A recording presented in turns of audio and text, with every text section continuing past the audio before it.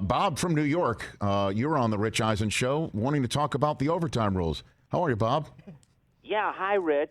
Big fan, long-time fan, but first-time caller, and it's really a thrill to speak with you. Thank you very much. Is this the same Bob who has multiple Emmy Awards who told my colleague Chris Brockman to shut up yesterday? Is that the same Bob Costas?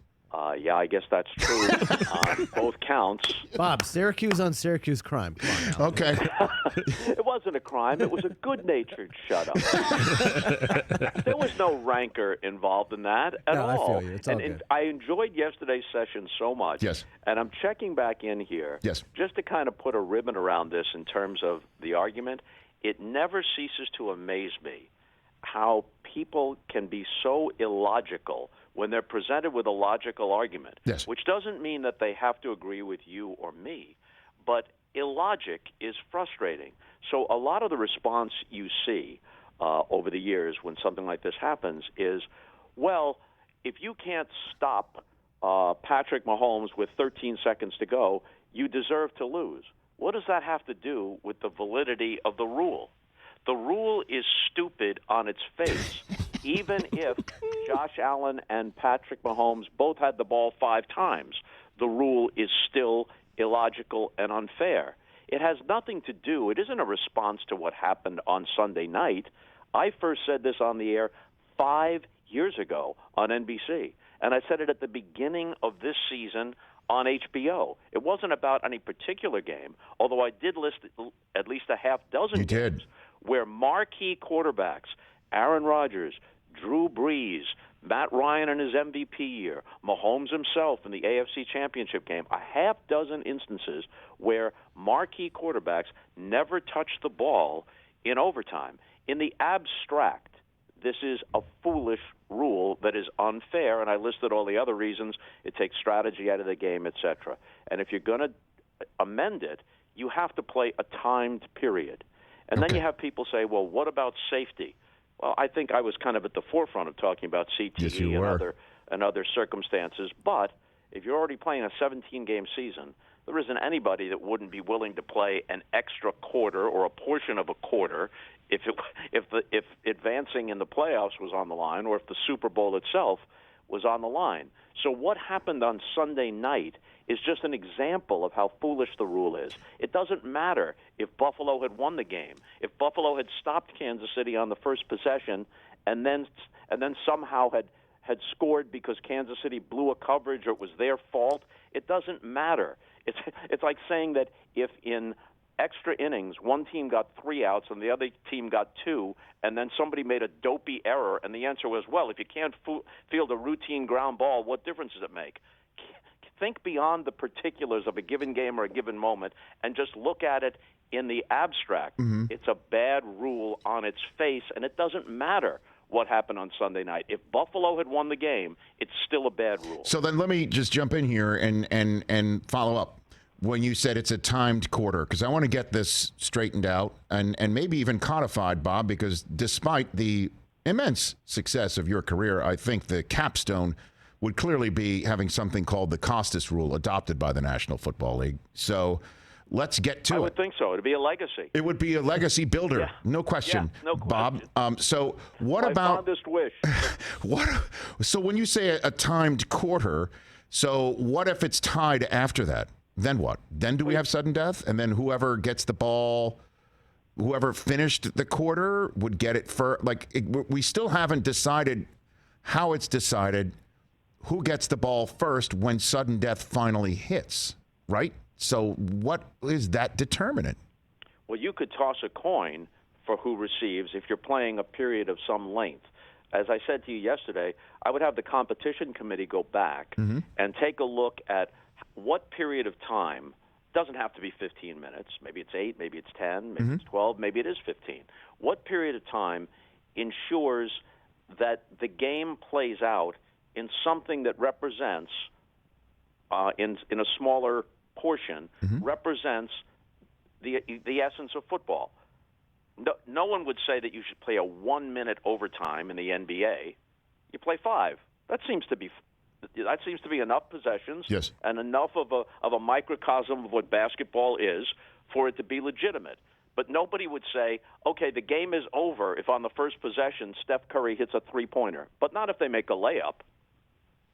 And baseball put, as an example, and these aren't perfect examples, but they're worth thinking about, baseball put the ghost runner on second base in because of COVID. They wanted to get games over more quickly when they were playing in bubbles, in effect, in 2020. But even in 2020, under those circumstances, they took that rule out in the postseason because they realized that it's gimmicky, and they want extra innings to reflect what baseball is. Correct. The NFL overtime rule does not reflect what football is. And I'm totally with you. I'm just thinking like the way that you've described it. One team gets the ball first, scores a touchdown. Second team gets the ball first, scores a touchdown. Forget about, let's just even leave aside that if you do have this construct, getting the ball second is a benefit because you have to go for it from your own 20-yard line to match a touchdown or a field goal, but as opposed to getting it first. Only if you're going single possessions. Correct. If you're playing a period of time, you might decide to punt. Correct. I mean, there are teams like with 4 minutes to go in a game, down by 7, 4 minutes to go in the fourth quarter, they punt if they have enough timeouts. Right. Depending upon what field position is, they don't necessarily go for it on fourth down. So let's just say it's tied or neither team scores, right? And I've got the ball for a second time. The other team's only had one possession. And so I run out the clock to force sudden death because I know I'm going to keep the ball because I have it at the end of the first overtime period. You see what I'm saying? Like at some point, we still have to decide once sudden death hits, who gets to keep it and the strategy around it. I think it would be this. And there's an ebb and flow, obviously. Teams make decisions regarding field position and time remaining, whether they want to gamble offensively or give the ball up and turn it over to their defense. But I would guess, let's say you flip a coin. Let's say we're going to play a 10-minute overtime period, but it's timed with all the regular dynamics of football. Maybe you give them 2 timeouts, maybe you give them 3, who knows. But it reflects, it's just as if it was the last 10 minutes of a game. If you just tuned in, it's just as if it was the last 10 minutes of the fourth quarter, and the score is tied. So let's say at the end of those 10 minutes, we're still tied, which, by the way, in the postseason would be epic. It would be remembered forever. If the game goes on in marathon fashion, as it did with Miami and Kansas City in some game like in 1971 on Christmas Day, and they in effect played into a sixth quarter, it becomes part of football lore. Like the Ice Bowl played under those conditions becomes part of football lore. But let's say you're going to another extra period. Well, then the team that lost the flip gets to decide at the beginning of the next period. So, I won the coin toss and I took the ball to start the first overtime.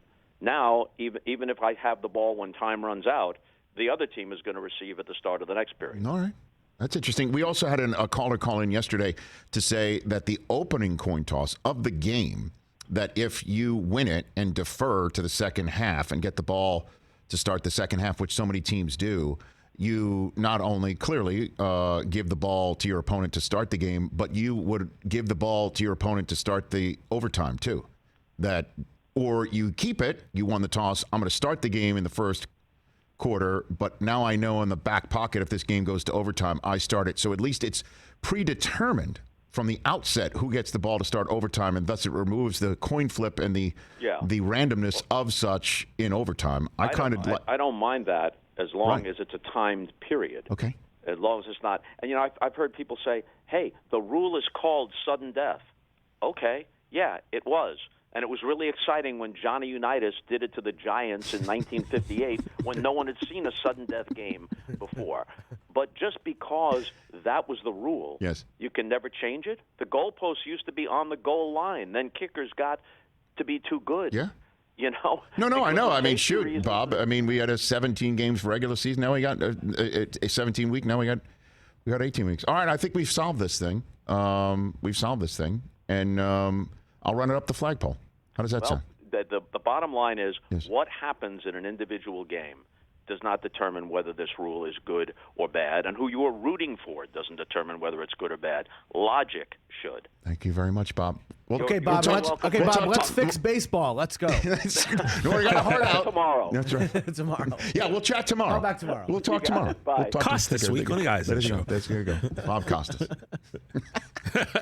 Talk to you tomorrow, Bob. Hey, you watched all the way to the end. Thanks for that. Watch more right here.